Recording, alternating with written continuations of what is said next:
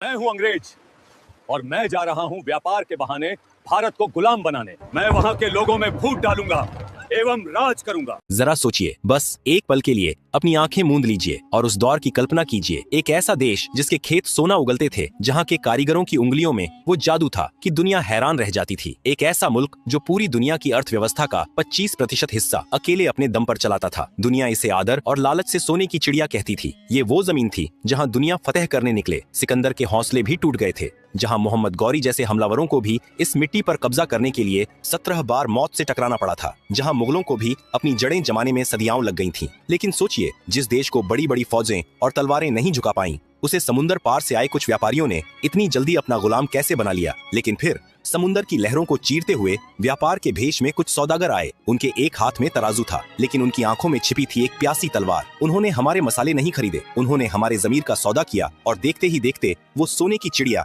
लोहे की मोटी जंजीरों में जकड़ दी गई। आज हम इतिहास के उस बंद दरवाजे को खोलने जा रहे हैं जिसे किताबों में ब्रिटिश राज कहा जाता है, लेकिन असल में वह इंसानियत के सीने पर किया गया अब तक का सबसे बड़ा अत्याचार था। यह खौफनाक कहानी शुरू होती है उस काली तारीख से जब भारत की किस्मत पर पहला और सबसे गहरा घाव लगा। तारीख थी 23 जून 1757। जगह प्लासी का मैदान। बंगाल का नवाब सिराज उद दौला अपनी विशाल सेना के साथ सीना तान कर खड़ा था। उसके सामने थी ईस्ट इंडिया कंपनी की मुट्ठी भर फौज, जिसका नेतृत्व कर रहा था एक ऐसा आदमी जिसे नफरत और लालच का दूसरा नाम कहा जाए तो गलत नहीं होगा। Robert Clive. कागजों पर यह एक युद्ध होना था, लेकिन उस दिन मैदान ए जंग में जो हुआ वह युद्ध नहीं, वह धोखा था। एक ऐसी गद्दारी जिसने आने वाले 200 सालों तक हिंदुस्तानियों का खून चूसने का लाइसेंस अंग्रेजों को थमा दिया। नवाब की सेना का सेनापति मीर जाफर अपनी हजारों की फौज लेकर युद्ध के मैदान में खड़ा रहा, चुप खामोश, बिल्कुल एक पत्थर की मूर्ति की तरह। उसकी तलवार म्यान के अंदर ही सोती रही, जबकि अंग्रेजों की बंदूकें नवाब के वफादार सिपाहियों के सीने छलनी कर रही थीं। जानते हैं क्यों? क्योंकि रॉबर्ट क्लाइव ने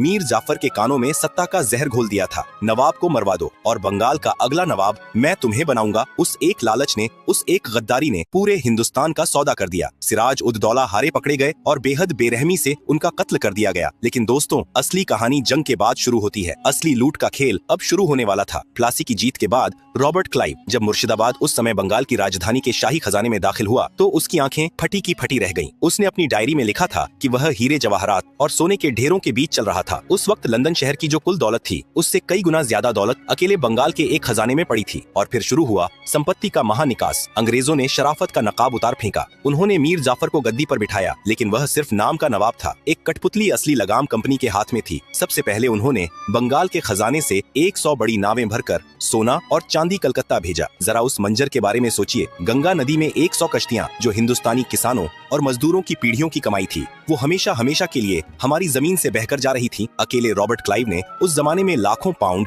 अपनी निजी जेब में भरे, जो आज के हिसाब से अरबों रुपए होते हैं। लेकिन यह तो बस शुरुआत थी। असली अत्याचार, असली नर्क तब शुरू हुआ जब 1765 में अंग्रेजों ने मुगल बादशाह से दीवानी अधिकार छीन लिए। इसका मतलब समझते हैं आप? इसका मतलब था बंगाल, बिहार और ओडिशा के करोड़ों किसानों से लगान या टैक्स वसूलने का पूरा कानूनी अधिकार अब ईस्ट इंडिया कंपनी का था। एक व्यापारिक कंपनी अब सरकार बन चुकी थी। पहले जब कोई राजा टैक्स लेता था तो बदले में प्रजा की सुरक्षा करता था, सड़कें बनवाता था और अकाल पड़ने पर अपने गोदाम खोल देता था। लेकिन अंग्रेजों का मकसद शासन करना नहीं था, उनका मकसद था निचोड़ना। उन्होंने टैक्स को इतना बढ़ा दिया कि किसान की कमर टूट गई। अगर फसल अच्छी हो तो टैक्स दो, अगर सूखा पड़े तो भी टैक्स दो, अगर बाढ़ आ जाए और सब कुछ बह जाए तो अपनी जमीन बेचकर, अपने गहने गिरवी रखकर टैक्स दो। अंग्रेज अफसर, जिन्हें उस वक्त नवाब्स कहा जाता था, वो गांव गांव घूमते। जो किसान लगान नहीं दे पाता उसे कोड़ों से पीटा जाता, चिलचिलाती धूप में घंटों खड़ा रखा जाता और यहाँ तक कि उसके बच्चों को गुलामी के लिए बेच दिया जाता। जहाँ पहले किसान अपनी फसल का 10% हिस्सा राजा को देता था, अब अंग्रेज 50% से ज्यादा छीन रहे थे। पैसा गंगा के किनारे से निचोड़ा जाता और टेम्स नदी लंदन के किनारे निचोड़ दिया जाता। बंगाल, जिसे कभी जन्नत ए निशान राष्ट्रों का स्वर्ग कहा जाता था, अब एक कब्रिस्तान में बदलने लगा था। खेत सूख रहे थे,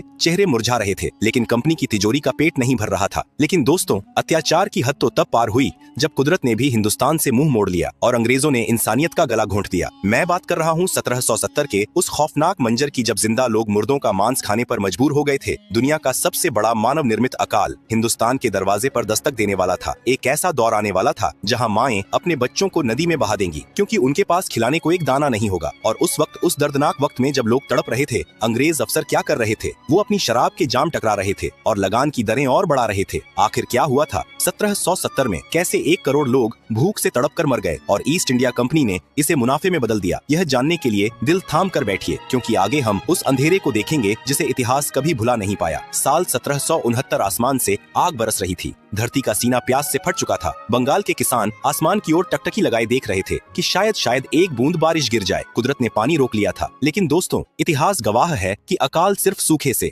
नहीं आता। अकाल तब आता है जब शासक राक्षस बन जाता है। 1770 की शुरुआत होते होते बंगाल में मौत का तांडव शुरू हो चुका था। इसे इतिहास में 76 मनवंतर कहा जाता है। एक ऐसा दौर जिसने हंसते खेलते गांवों को शमशान बना दिया। आप सोच रहे होंगे कि बारिश नहीं हुई तो इसमें अंग्रेजों का क्या कसूर था, और बहुत गहरा था। जिस वक्त खेतों में फसलें सूख रही थीं, ईस्ट इंडिया कंपनी के गोदामों में अनाज सड़ रहा था। लेकिन कंपनी ने वो अनाज अपनी भूखी प्रजा को देने के बजाय उसे ऊंचे दामों पर बेचना शुरू कर दिया। उन्होंने चावल को सोने से भी महंगा कर दिया। अंग्रेजों ने एक नियम बनाया, कोई भी किसान अपने लिए अनाज नहीं बचाएगा, पहले कंपनी का लगान चुकाया जाएगा। सोचिए उस किसान की बेबसी जिसके घर में बूढ़े माँ बाप भूख से तड़प रहे हैं, बच्चे एक मुट्ठी चावल के लिए रो रहे हैं, और अंग्रेज सिपाही उसके घर से वो आखिरी मटका भी छीन कर ले जा रहे हैं जिसमें उसने अगले साल के लिए बीज बचा कर रखे थे। जब अकाल अपने चरम पर था, जब मुर्शिदाबाद और बिहार की सड़कों पर लाशें बिछी थीं, तब ईस्ट इंडिया कंपनी ने क्या किया? क्या उन्होंने मदद के लिए लंगर लगाई? नहीं, उन्होंने उस साल लगान को 10% और बढ़ा दिया। जी हाँ, आपने सही सुना। जहाँ लोग मर रहे थे वहाँ कंपनी ने अपनी तिजोरियां भरने के लिए मरे हुए लोगों से भी टैक्स वसूलने की कसम खा ली थी। अंग्रेजों का तर्क था, अगर तुम्हारे पड़ोसी मर गए हैं तो उनकी जमीन का लगान अब तुम भरोगे। यह इंसानियत की हत्या नहीं तो और क्या थी?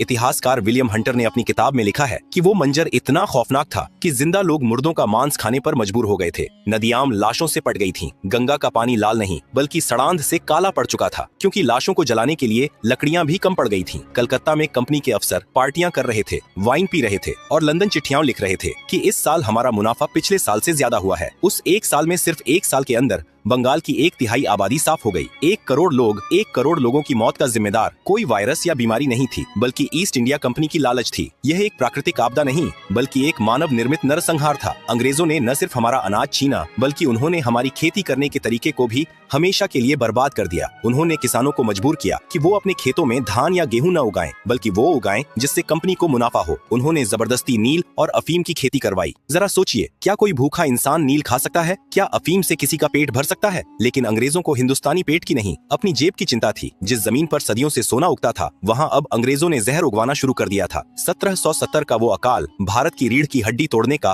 पहला बड़ा हथौड़ा था। बंगाल जो कभी इतना समृद्ध था कि पूरी दुनिया को कपड़ा और अनाज बेचता था, अब खुद भीख मांगने पर मजबूर हो गया था। लेकिन दोस्तों, यह तो सिर्फ कृषि की बर्बादी थी। अंग्रेजों की भूख अभी शांत नहीं हुई थी। अब उनकी नजर थी भारत के उस हुनर पर, उस उद्योग पर जिसके सामने ब्रिटेन की फैक्ट्रियां धूल चाटती थीं। मैं बात कर रहा हूं भारत के कपड़ा उद्योग की। आगे हम देखेंगे एक ऐसा क्रूर सच जिसे सुनकर आपकी रूह कांप जाएगी। कैसे ढाका की मलमल बनाने वाले बुनकरों के अंगूठे काट दिए गए, कैसे अंग्रेजों ने भारत के करघों को तोड़कर उसे लोहे की मशीनों का गुलाम बना दिया। तैयार हो जाइए आगे के भाग के लिए, जहां हम देखेंगे हुनर का कत्ल और उद्योगों की मौत। दोस्तों, एक वक्त था जब रोम की राजकुमारियां हों या मुगल रानियां, सबकी पहली पसंद एक ही थी, ढाका की मलमल। हमारे बंगाल के कारीगरों के हाथों में वो जादू था कि वो हवा को भी गांठ बांध सकते थे। कहा जाता है कि 6 गज लंबी पूरी साड़ी एक छोटी सी अंगूठी के बीच से निकल जाती थी। दुनिया इसे बुनी हुई हवा कहती थी। 18वीं सदी तक दुनिया भर में जितना भी कपड़ा बिकता था, उसका 25% हिस्सा भारत से जाता था। यूरोप के बाजारों में भारतीय कपड़ों की दीवानगी थी। ब्रिटेन के कारखाने बंद होने की कगार पर थे, क्योंकि कोई भी अंग्रेज भारत के रेशम और कॉटन के सामने अपना मोटा और खुरदुरा कपड़ा नहीं पहनना चाहता था। यही बात अंग्रेजों को चुभ गई। उन्हें समझ आ गया था कि जब तक भारत के कारीगर जिंदा हैं, मैनचेस्टर की मिलें कभी मुनाफा नहीं कमा पाएंगी। और फिर उन्होंने वो फैसला लिया जो इतिहास के माथे पर कलंक बन गया। ईस्ट इंडिया कंपनी ने तय किया कि भारत को अब कपड़ा बेचने वाला नहीं, बल्कि कपड़ा खरीदने वाला देश बनाया जाएगा। सबसे पहले उन्होंने शुल्क की दीवार खड़ी की। अगर भारत का कोई व्यापारी अपना कपड़ा ब्रिटेन में बेचना चाहता तो उसे 80% तक टैक्स देना पड़ता था। यानी हमारा कपड़ा वहाँ इतना महंगा कर दिया गया कि कोई खरीद ही न सके। लेकिन अगर ब्रिटेन का मशीन से बना कपड़ा भारत आता तो उस पर 0% टैक्स था। इसे उन्होंने नाम दिया मुक्त व्यापार। लेकिन यह सिर्फ अंग्रेजों के लिए मुक्त था, भारतीयों के लिए यह मौत का व्यापार था। लेकिन भारतीय कारीगरों का हुनर इतना पक्का था कि इतना टैक्स लगने के बाद भी लोग भारतीय कपड़ा ही मांग रहे थे। जब अंग्रेजों से बराबरी नहीं की गई तो उन्होंने बर्बादी का रास्ता चुना। लोक कथाओं और कुछ ऐतिहासिक दस्तावेजों में एक ऐसा सच छिपा है जिसे सुनकर रूह कांप जाती है। कहा जाता है कि जो बुनकर कंपनी के लिए काम करने से मना करते थे या जो अपना हुनर किसी और को सिखाते थे,